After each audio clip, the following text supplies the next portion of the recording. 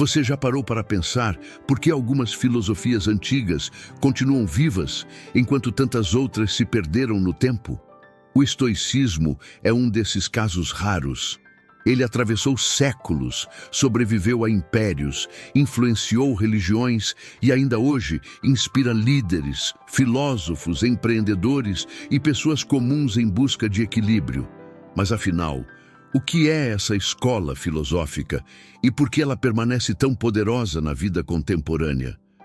O estoicismo nasceu na Grécia, durante o chamado período helenístico. Zenão de Cítio, um comerciante que naufragou e perdeu tudo, encontrou no desapego uma nova forma de viver. Inspirado pelos cínicos, como Diógenes, o filósofo que vivia em um barril e dispensava até a ajuda de Alexandre o Grande, Zenão começou a ensinar uma filosofia pública em um lugar aberto conhecido como o Pórtico Pintado. É daí que vem o nome Stoicus. A lição central era simples, mas profunda.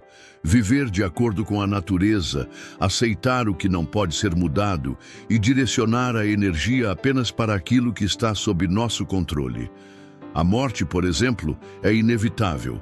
Temer ou resistir não muda o fato de que ela chegará. Então, por que gastar energia em algo inalterável? Esse princípio levou os estoicos a buscar a ataraxia, um estado de serenidade, livre de paixões destrutivas e de agitações inúteis. Não significa indiferença ou frieza, mas um equilíbrio interior que não se deixa escravizar por medos ou desejos. Muitos confundem a palavra cínico com falsidade, mas no mundo antigo ela significava outra coisa: desapego radical. Diógenes, ao recusar riquezas e convenções sociais, mostrava que a verdadeira liberdade estava em não depender de nada externo. Os estoicos herdaram essa lição, mas deram um passo além. Ao invés de simplesmente rejeitar o mundo, buscavam compreendê-lo. Eles acreditavam em um logos, uma razão universal que rege todas as coisas. Quando Roma entrou em cena, o estoicismo floresceu ainda mais.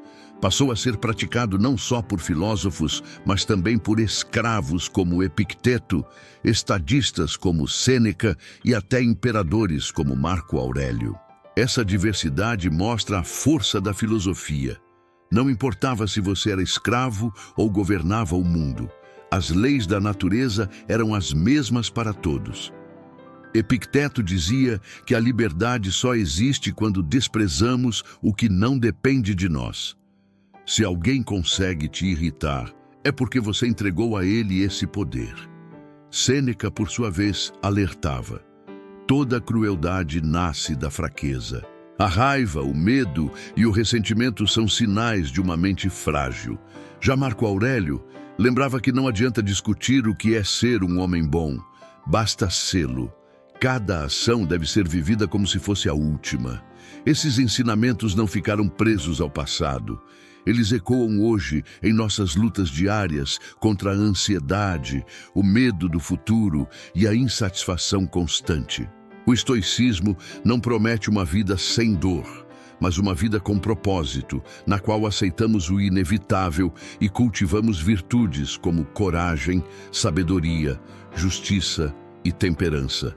Se pararmos para refletir, veremos que a essência do estoicismo não é escapar do mundo, mas mergulhar nele com firmeza, conscientes de que não controlamos os ventos, mas podemos ajustar as velas. Quando falamos de estoicismo no Império Romano, entramos em sua fase mais conhecida e aplicada.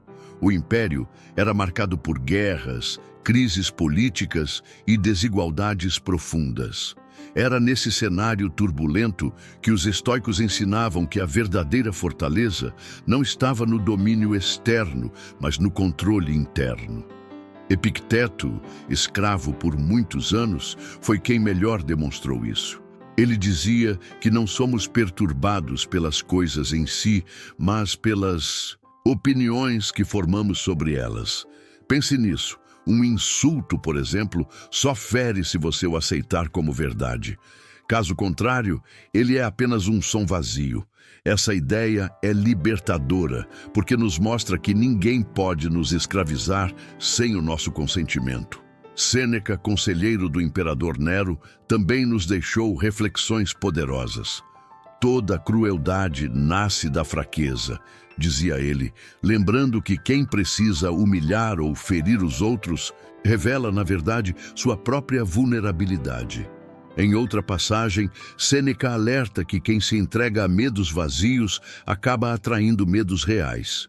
Isso nos mostra como a mente pode ser tanto nossa prisão quanto nossa libertação. E então temos Marco Aurélio, o imperador filósofo. Em suas meditações, escritas para si mesmo, ele aconselha: não perca tempo discutindo sobre o que um bom homem deve ser, apenas seja. Pratique cada ato como se fosse o último da sua vida. A alma, dizia ele, é tingida pela cor dos pensamentos que cultivamos. Por isso, se queremos uma vida digna, precisamos vigiar nossas ideias tanto quanto nossas ações. O estoicismo não prega passividade. Ele nos chama à ação correta, à disciplina diária, à coragem de enfrentar a adversidade sem perder a serenidade.